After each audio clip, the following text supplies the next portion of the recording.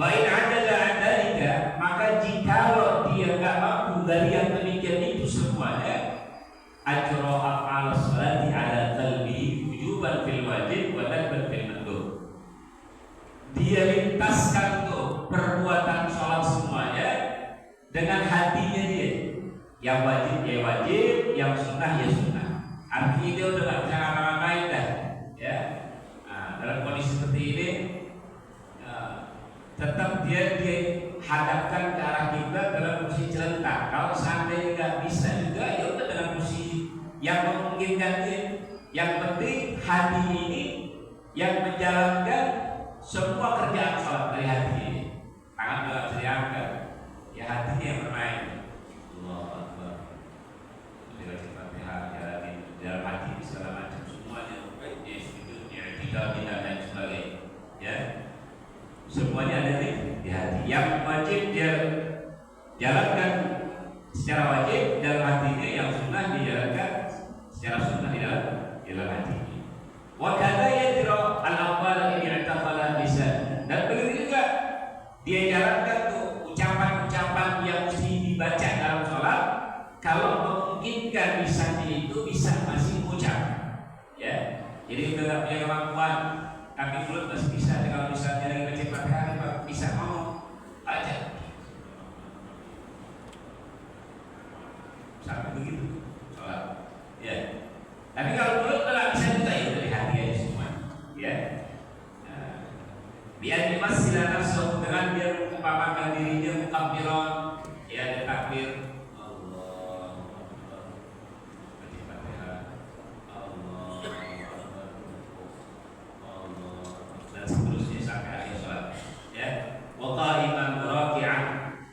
Dia mengumpamakan dirinya itu dalam keadaan lagi bertakbir, lagi diri, lagi ruku, wahada dan seterusnya. Ya.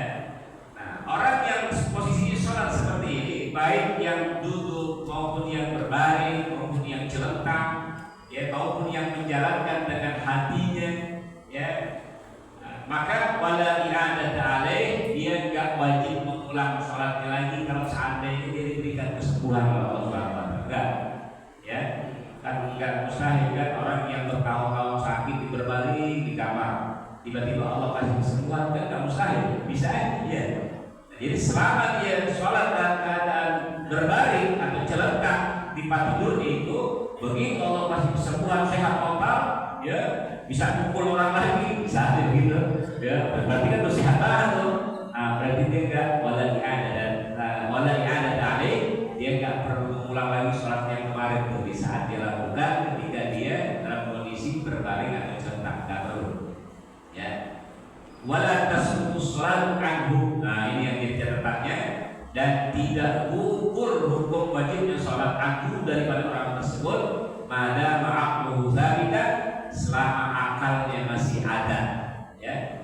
Jadi hukum sholat itu enggak ada unsur sama sekali. Jadi orang enggak punya alasan tuh kalau seandainya dia cuma sakit gigi, enggak ada alasan. Jangankan sakit gigi, udah mau mati, ya, selama akalnya masih berfungsi, wajib sholat itu dilaksanakan, ya, karena sholat ini sangat penting, luar biasa, ya, penentu, ya, antara amal-amal yang lain adanya di sholat, ya, dan sholat ini merupakan pembeda antara seorang mukmin dengan orang yang kafir, ya. Makanya kalau urusan sholat itu kita mesti keras terhadap diri kita dan juga terhadap keluarga kita.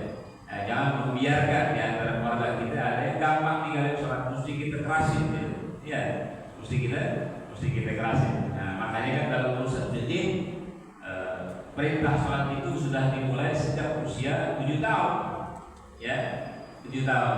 Bahkan ada ulama yang perintahkan anak itu baru 7 tahun, tapi di saat anak itu baru terlahir dari ibunya udah dibisikin tuh di kupingnya setiap waktu sholat, sholat.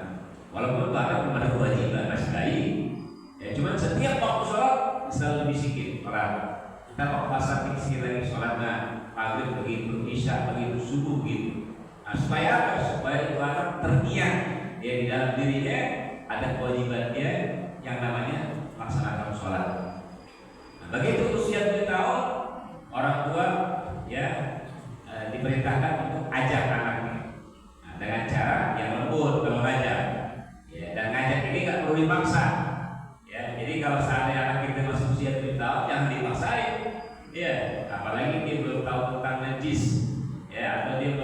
tentang hal-hal yang membatalkan atau yang mengganggu orang lain, jangan. Ya, hanya sebatas saja kan. Sholat itu ayo. Ya. Nah, tapi nanti begitu 10 tahun, itu mulai agak keras sedikit. Ya, itu yang namanya hisbah. Jadi begitu 10 tahun anak kita mau laki mau perempuan, itu mulai kita ajak secara paksa sedikit. Tapi ketika dia nggak sholat, kita boleh gebuk. Tapi dengan catatan gebuknya bukan gebuk yang menyakitkan atau yang melukai, tapi gebuk sebagai bentuk peringatan. Ya, karena pentingnya sholat. Nah, kalau sudah dewasa sudah balik nggak sholat, pilihannya boleh dua. Boleh kita usir, ya, boleh kita nggak urusin itu orang.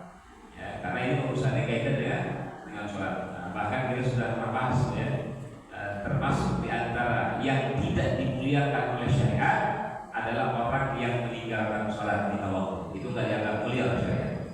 Kalau seandainya ya di hadapan kita ada satu ekor anjing dalam keadaan kehausan, satu lagi ada manusia tapi nggak sholat dalam keadaan kehausan, sedangkan kita punya air, maka kata syariat kita utamakan air kita berikan buat anjing ketika orang yang nggak sholat dalam kondisi kehausan. Kenapa? Karena ini anjing lebih mulia dibandingkan orang yang nggak sholat.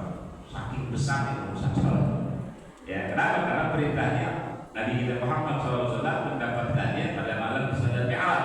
Ya, yang mana ini peristiwa yang dikenal dengan amrun khariqun lil 'adah, yaitu perkara yang tidak dilakukan oleh manusia pada umumnya. Sehingga yang melakukan Isra Mi'raj itu cuma Nabi Muhammad SAW, dan tidak ada perintah yang lain yang Nabi mendapatkan ya langsung ya, kecuali sholat. Ya, makanya sholat itu menjadi penentu ya, orang bisa mendapatkan kebahagiaan dunia akhirat dengan sholatnya. Ya, makanya sebelum kita sholat kan ada kalimat azan, kalau kita diingat dengan muadzin, hayya 'alas sholat, hayya 'alal falah. Ini dua paket nih. Ya, satu paket. Artinya kalau ingin mendapatkan al-falah, kesuksesan dunia akhirat, maka bunyi sholat. Orang tak mungkin bisa dapetin kebahagiaan dunia akhirat kalau dia sholatnya mungkin. Hatta dia duitnya banyak, tapi kalau dia sholat pasti nggak akan berkah duit. Pasti. Ya, ada nanti itu. Duit keluar bersama kemari yang nggak jelas. Kalau orang benar bilang nggak pukul lalu duit di mana-mana. Tapi kalau sholat ya dengan prinsip, nah, itu pasti. Dan sholat ini Allah nyatakan kita sholat tanha anil fahsya'i wal munkar. Sholat pasti bisa mencegah orang dari perbuatan keji dan munkar. Nah, tapi kalau ada orang yang sholat tapi masih buat keji juga, bukan Ustaz tuh. Apa sholat apa ayat Quran yang salah? Enggak. Yang salah bukan ayat Qurannya, bukan janji Allah nih, tapi yang salah dia. Mungkin dalam urusan ilmu tentang sholatnya dia belum paham. Ya, nah, itu yang mesti dipelajari lagi. Ya, itu terkait dengan masalah sholat. Jadi walau tasbutus sholat, dan ukur hukum sholat anu dari seseorang pada ma'amu zalikan selama akalnya masih tetap ada, masih berfungsi. Paling penting ya sholat ya. Wa kama yasbutu qiyam bil ajzi al-hissi yasbutu qiyam bil ajzi asy-syar'i. Ya, sebagaimana gugurnya berdiri bagi orang yang enggak mampu secara hissi, artinya secara nyata. Ada orang yang enggak mampu melaksanakan sholat secara nyata, ya karena sakit udah enggak bisa diri. Yasbutul qiyamu, gugur juga berdiri itu bil ajzi asy-syar'i, yaitu ketidakmampuan yang dianggap oleh syariat. Jadi ada hal yang tidak mampu secara nyata, ada hal yang dianggap tak mampu oleh syariat. Ya, di antaranya apa? Di antaranya orang yang tak mampu dianggap oleh syariat yang berdiri dalam sholat, yaitu adalah makin mudawatuhu illa qa'idan atau mustalqiyan. Yaitu nggak kunjung sembuh dia punya penyakit, ya, sehingga dia mesti duduk dalam keadaan, dan sehingga dia sholat dalam keadaan duduk atau dalam keadaan mustalqiyan, yaitu jeletak. Ya, itu diantaranya dia nggak mampu dianggap oleh syariat. Kalau tidak ada, maka dia sholat dalam kondisi seperti itu tanpa yang begini dianggap nggak mampu oleh syariat. Ya, nah, tapi dengan catatan tadi takbir ihramnya dalam keadaan masih berdiri, setelah takbir ihram dia boleh langsung duduk. Ya, yang penting takbirnya dia mesti berdiri karena dia masih agak sedikit mampu jalan. Cuman kalau kelamaan, kan ada orang yang kelamaan gak kuat ya, ada. Begitu juga kalau sholat jamaah dan ada za'adil qiyam wala ya'jizu anhu munfaridan. Ada orang yang kalau sholat berjamaah dia nggak mampu berdiri. Ada orang yang udah begini, tapi dia juga nggak bisa kalau sholatnya sendiri. Dia mesti berjamaah. Ya. Dia emang suka berjamaah, tapi kalau dia berjamaah nggak mampu berdiri lama. Kalau dia sendiri sholatnya dia nggak bisa. Maka fayusalli jama'atan qa'idah. Dia boleh sholat berjamaah dalam kondisinya duduk yang seperti ini. Bila i'adatin, tanpa dia mengulang. Wa in kana al-infiradu afdal, sekalipun menurut ulama ya orang yang model begitu sebetulnya sholat sendiri lebih afdal dibandingkan jamaah ya. Nah, ini menurut pendapat ulama ya. Tapi kalau dia misalnya masih mau memaksakan juga untuk dia sholat berjamaah, ya dia boleh dalam kondisi sholatnya duduk ya. Itu diantara kelemahan-kelemahan yang dianggap oleh syariat. Nah, jadi saking pentingnya itu urusan sholat, maka nggak boleh kita tinggalin sama sekali. Nah, kecuali kalau mereka berfungsi sama sekali, ya tinggal bawa mereka ke masjid dulu iman, kita sholatin bareng-bareng, tapi namanya mati itu orang ya. Nah, cuman kesian ada orang yang nggak teman masuk masjid, tapi begitu masuk masjid udah jadi mayat, kan kesian begitu, ya kesian. Sama aja kayak orang gak teman makan durian dikasih durian muntah. Nah, makanya kalau ada orang yang gak teman ke masjid, kalau sholat, kalau mandi jangan disolatin di masjid, di luar masjid kalau mau. Karena dia gak biasa ke masjid dia. Ya kesian, ntar dia muntah lagi. Ya, la ilaha illallah. Wahab aja biqaulihi fil fardhi. Nah, ada pengecualian dalam urusan sholat ini. Ya, kalau sholat wajib dia mesti berdiri. Tapi kalau an-naflu, kalau sholat sunnah, fa'inal qiyama fihi mandubun, maka berdiri di dalam melaksanakan sholat sunnah itu adalah hukumnya mandub, sunnah, la wajib, bukan wajib. Ya, jadi kalau ada orang sholat sunnah, sekalipun dia mampu, dia boleh dalam keadaan duduk sholat sunnah, boleh. Ya, jadi kalau suatu saat kita lihat ada orang sholat sunnah dalam keadaan duduk, padahal sehat benar ya orang, ya jangan kita protes. Boleh hukumnya, sebab hukum berdiri ketika sholat sunnah itu adalah sunnah ya. Dan itu dalam kitab yang lain tetap konsekuensinya mengurangi pahalanya dia. Jadi kalau dia seger mampu dalam sholat sunnah dia duduk, ya maka konsekuensi pahalanya setengah kali ulama ya. Tapi kalau berdiri full didapetin. Nah, kalau dalam sholat fardu memang mesti diri dia, kecuali dalam kondisi-kondisi yang dianggap tidak mampu. Begitu juga apa yang yuzu walau lil qadiri al-qu'udu wal iltija'. Dan boleh juga bagi orang yang mampu berdiri, ya, dia dalam keadaan al-qu'ud duduk wal iltija' dan berbaring fihi dalam sholat sunnah boleh. Lal istirqa'u lil qadir, yang tak boleh orang yang mampu melaksanakan sholat sunnahnya itu dalam keadaan berbaring nggak boleh. Kalau mampu celentang, ya nggak boleh celentang. Kalau duduk atau berbaring masih boleh. Jadi kalau seandainya kita mau sholat sunnah dalam berbaring, ya silakan nggak apa-apa. Ya sambil nungguin jamaah misalnya belum pada datang nih, ya sholat sunnah aja dalam keadaan berbaring gitu. Ya begitu temennya datang ajak ngobrol, dia nggak tahu lagi sholat. Ya boleh. Yang nggak boleh al-istilqa, celentang nggak boleh ya, karena kalau celentang itu udah menunjukkan kepayahan yang luar biasa ya, udah sangat-sangat payah. Kalau berbaring ya karena ada satu kesunahan tuh ya, berbaring ketika kita menunggu sholat subuh, ada satu kesunahan di situ ya. Karena Nabi alaihi wasallam pernah melakukan itu, ada dalam kitab Hidayah Imam Ghazali disebutkan. Ya, jadi antara azan dan iqamahnya subuh ada satu kesunahan ya, kita sunahkan posisi kita berbaring. sambil menunggu datangnya waktu subuh atau azan iqamah subuh. Dengan bacaan Allahumma rabbi Jibril wa Mikail wa Israfil wa Muhammadin sallallahu alaihi wasallam a'udzu bika minan nar. Itu la ilaha illa anta ya hayyu ya qayyum la ilaha illa anta ahyul qulub tahya wa sallallahu a'malu dini wal dunya. Itu di antara bacaan-bacaan yang kita dianjurkan ya sambil menunggu qomat untuk melaksanakan sholat subuh. Karena situ faedahnya ya kita diingatkan dengan yang namanya kematian, karena suatu saat kita akan berbaring dalam posisi seperti itu di dalam barzakh ya. Itu ada kesunahan. Itu ya yang ketiga. Kemudian yang keempat, ar-rabi'u qira'atul Fatihah. Rukun salat yang keempat yaitu membaca Al-Fatihah.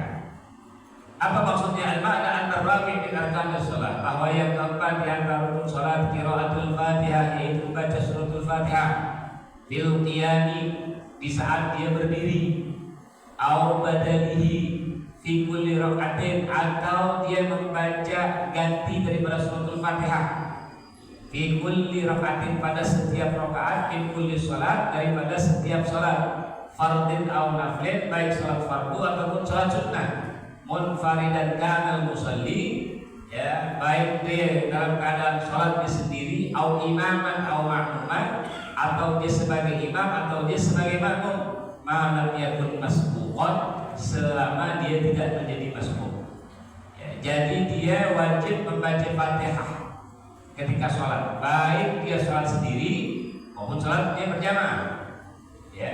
Mau dia sholat sebagai imam atau sebagai makmum, mau dia sholat fardu atau sholat sunnah, hukum membaca Fatihah itu wajib. Dari kapan? Dari sholat yang pertama, rakaat pertama, kedua, ketiga, keempat, kalau seandainya sholat 4 rakaat. Jadi setiap rakaat itu wajib dia baca Fatihah. Kalau dia nggak mampu baca suratul Fatihah, maka dia boleh ganti bacaan Fatihahnya dengan yang lainnya. Ya, tapi masa si orang si payung sini nggak bisa baca Fatihah, mustahil banget ya. Ya. Kecuali orang-orang yang tinggal di mana, di hutan, udah nggak ada pengajian, nggak ada kiai, nggak ada hafid, nggak ada ustaz, itu nggak mustahil, dia nggak bisa Fatihah. Ya, tapi kalau di Cipayung mah langkah dikit lagi ya, iya langkah dikit lagi masjid mustahil. Ya, jadi kalau seandainya ada kasus orang nggak bisa baca Fatihah, dia boleh ganti baca Fatihahnya itu. Ya, dengan apa? Nanti ada keterangan di bawah. Fa'in ada qira'atul Fatihah, kalau dia nggak mampu dalam membaca suratul Fatihah, maka yang pertama, qara'a sab'a ayatin min ghairi hadzal Qur'an. Dia membaca 7 ayat selain Fatihah yang ada dari Al-Quran. Ya, Fatihah dia nggak bisa, tapi ayat-ayat yang lain di Quran dia bisa. Maka dia boleh baca itu sebagai pengganti Fatihah. Ya. Wa yusannu an takuna murattabatan, dan disunnahkan surah yang lain selain Fatihah yang dia baca sebagai pengganti Fatihah itu disunnahkan bacanya berurut. Ya, misalnya dia baca surah Al-Qadar misalnya, ya, dia berurut yang bagus sebagai ganti Fatihah. Ya, itu yang disunnahkan. Tapi kalau seandainya ini nggak mampu, diacak-acak deh, boleh nggak? Boleh. Yang penting 7 ayat. Ya. Allahu Akbar. Rabbana atina fid dunya hasanah wa fil akhirati hasanah wa qina adzabannar. Rabbana taqabbal minna innaka antas samiul alim wa tub 'alaina innaka antat tawwabur rahim. Rabbana hab lana min azwajina wa dhurriyyatina qurrata a'yun waj'alna lil muttaqin. Pokoknya diacak-acak lah aja. Ya, yang dia dapat aja, yang dia ingat, yang dia tahu, maka boleh tuh. Tapi aneh ya, Fatihah nggak hafal, surah yang lain dia bisa. Aneh nih yang begini. Ya. Nah, tapi ada kasus yang begini, mungkin dia nggak mampu baca Fatihah, yang udah ganti ayat dan yang lain lah, nggak apa-apa. Ya.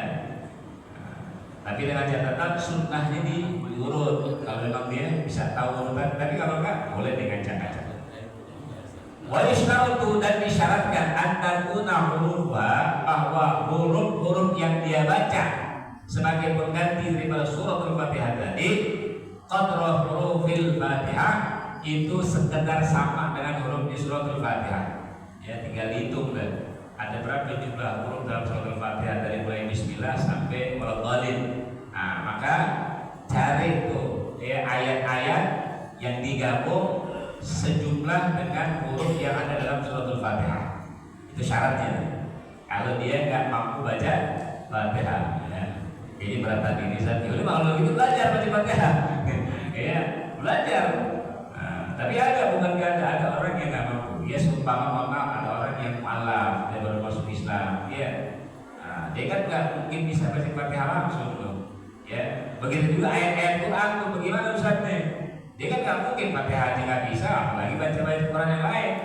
Nah, walau fa'in aja, kalau dia nggak mampu juga qira'ati syai'in minal Quran, dia nggak mampu juga Fatihah dia nggak bisa, ayat Quran apalagi, ya.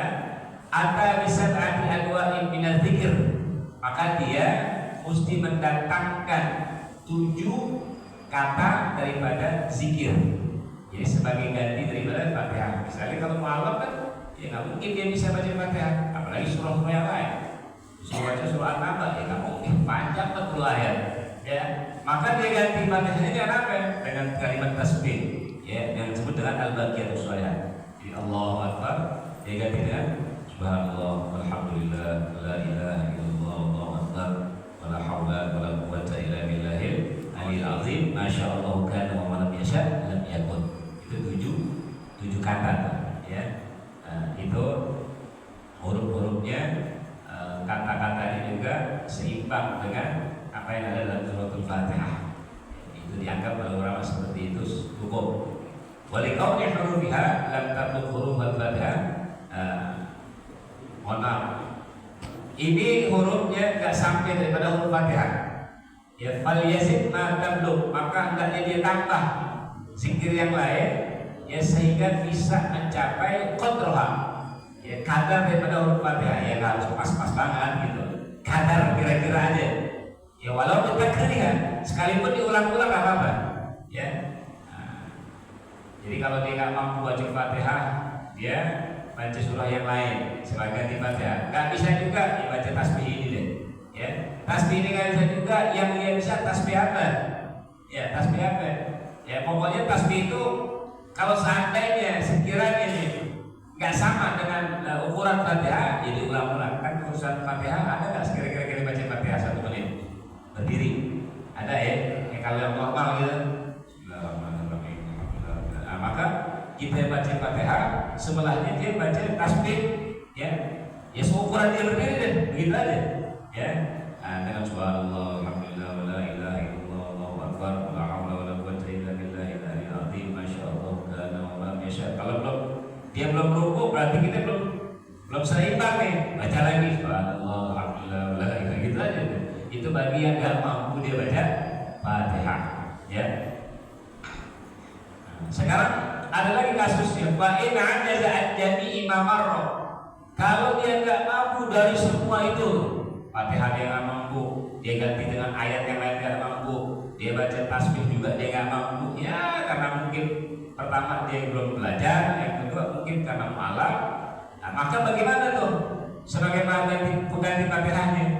Waqafa wujuban qadra Fatihatin mu'tadilatin walau dhannan. Ya, dia cukup berdiri saja, ya, dalam keadaan berdiri itu wajib, sekedar orang baca Fatihah yang normal, ya, bukan Fatihah yang panjang lama. Kan ada orang baca Fatihah kan Bismillah, itu yang bukan normal tuh, yang normal aja Bismillahirrahmanirrahim. Orang dibaca sholat gimana sih, ya? Kalau bacanya kayak begitu kesian jadi kelamaan dah. Ya 7 ayat kan lumayan. Bacanya gaya-gaya Muammar gitu, kesian jadi kelamaan. Yang normal, ya, dia berdiri dalam keadaan wajib, sekedar baca Fatihah yang normal, mu'tadilah. Walau dhannan sekalipun, ya itu dugaan kuat, kira-kira diris, ya 2 menit atau 3 menit gitu, ya. Ya, jadi ukuran orang yang berdiri seperti baca Fatihah, Allahu Akbar, ya diam aja. Diamnya itu sama seperti ukuran orang baca Fatihah. Setelah dia diam lama, baru dia rukuk, ya. Itu kalau kamu udah nggak mampu sama sekali tuh, nggak bisa baca Fatihah, wala bisa baca ayat yang lain, wala bisa baca tasbih, maka maka dia cukup hanya sekedar berdiri sebatas orang baca Fatihah. Walil Fatihah disyurutun setadi, dan Fatihah nanti punya syarat-syarat ya. Dan itu penjelasannya akan datang, nanti ada ya penjelasan dalam suratul Fatihah khusus di dalam kitab ini ya. Insyaallah yang berikutnya dan seterusnya kita akan lanjutkan di pertemuan-pertemuan yang akan datang. Wallahu a'lam. Ya, sebagaimana biasa kalau mungkin ada yang mau ditanyakan dipersilakan. Ya, tapi nggak boleh banyak-banyak yang udah mau sampai silakan. Assalamualaikum warahmatullahi wabarakatuh. Sholat itu tidak ada uzurnya. Nah, terus kalau misalkan tadi Ustaz katakan sebatas dia ada akal. Nah, untuk definisi tiada akalnya itu ya sampai sebatas apa tuh Ustaz? Kalau hanya cuma pikun aja bagaimana? Mohon penjelasannya. Yang dimaksud ada akal ya, akalnya tahu duit 100.000, 50.000 itu ada akal berarti ya. Tapi kalau diginiin ditanya ini berapa duit ini gitu kan, dia nggak tahu ya berarti nggak ada akal kan? Yang tahu diri sendiri tuh, karena ngomong modal bisa kan, tapi dia bisa akalnya masih tahu. Oh yang capean kamu masih berfungsi, masih berfungsi ya. Tapi kalau dia nggak tahu, akalnya nggak nalar dalam duit tersebut gitu, maka berarti akalnya berfungsi.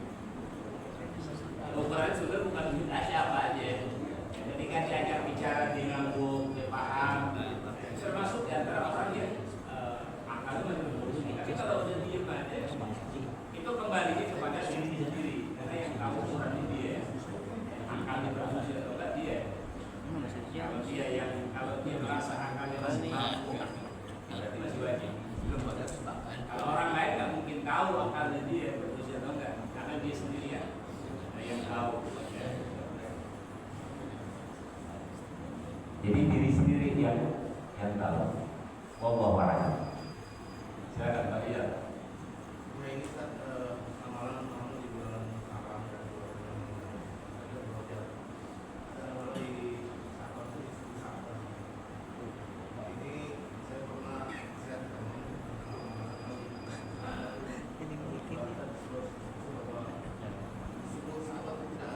tidak ada amalan di bulan Rajab.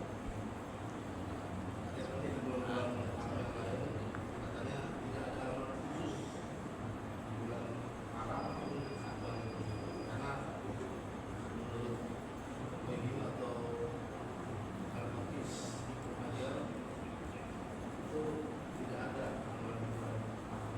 Itu jelasannya karena setiap tahun kemarin saya suka teman-teman itu suka debat sendiri masalah itu Safar ini. Sudah desa. Jadi kalau dibilang secara khusus nggak ada amalannya, kita mesti periksa dulu dari itu, ya. Kenapa? Karena keterangan tentang keistimewaan bulan-bulan haram itu ada, ya, bukan nggak ada. Ya, terkait diantaranya tentang isu Sya'ban. Ya, ini ada keterangan-keterangan di sini. Bahkan Imam Rajab Al-Hambali menulis satu judulnya Al-Fatihus Sani fi Nisfi Sya'ban. Bagian yang kedua tentang pertengahan bulan Sya'ban. Beliau menjelaskan di sini ya, tentang keistimewaan bulan Sya'ban, sehingga dari keistimewaan yang ditulis di dalam kitab ini ya, ada ulama-ulama yang memanfaatkan itu ya, momen-momen yang memang itu dianggap momen yang paling tepat untuk kita bermunajat kepada Allah Subhanahu wa taala. Di antaranya ada sebuah hadis Nabi sallallahu alaihi wasallam, "Idza kana lailatul nisfi Sya'ban faqumu lailaha wa sumu nahara, fa inna Allah ta'ala yanzilu fiha li ghurubi syamsi ila as-sama'i dunya, fa yaqulu ala mustaghfirin fa aghfir lahu, ala mustarziqin fa arzuqahu, ala mubtali fa u'afiyahu, ala kadza hatta yat'a al-fajr."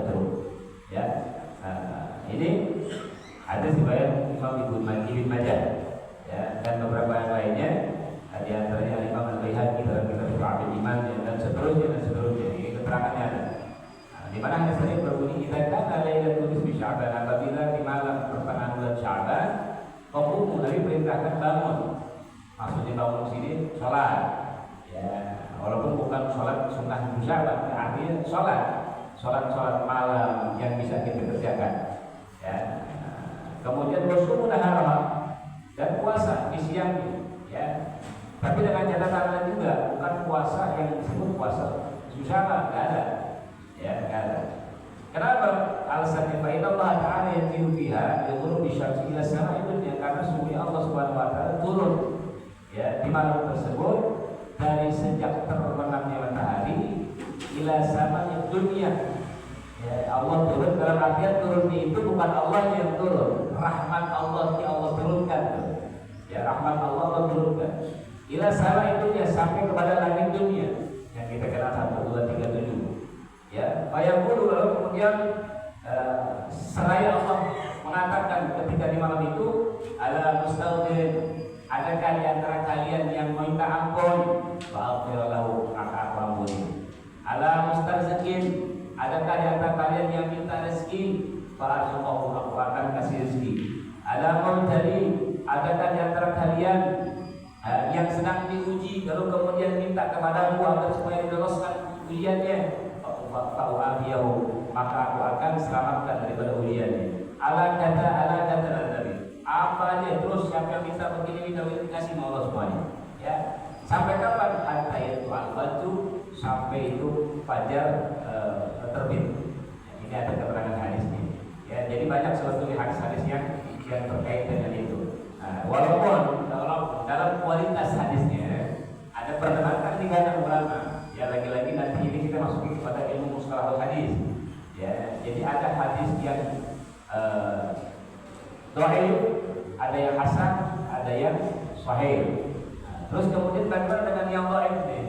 Ya, kalau ulama Ahlus Sunnah wal Jamaah sepakat yang namanya hadis dhaif itu kan kemudian kita buang di tong sampah. Jadi hadis dhaif itu kita lihat dulu, selama hadis tersebut tidak asyaddu dha'fan, tidak sangat dhaifnya, ya, maka hadis itu kata Imam Ibnu Hajar Al-Asqalani, ya, yajuzu an yu'mala, boleh untuk diamalkan. Boleh diamalkan. Walaupun tahanan dasar hadis dhaif, tidak ada masalah dalam ini yang ngomong Ibnu Hajar Al-Asqalani. Ya, beliau adalah hafiz.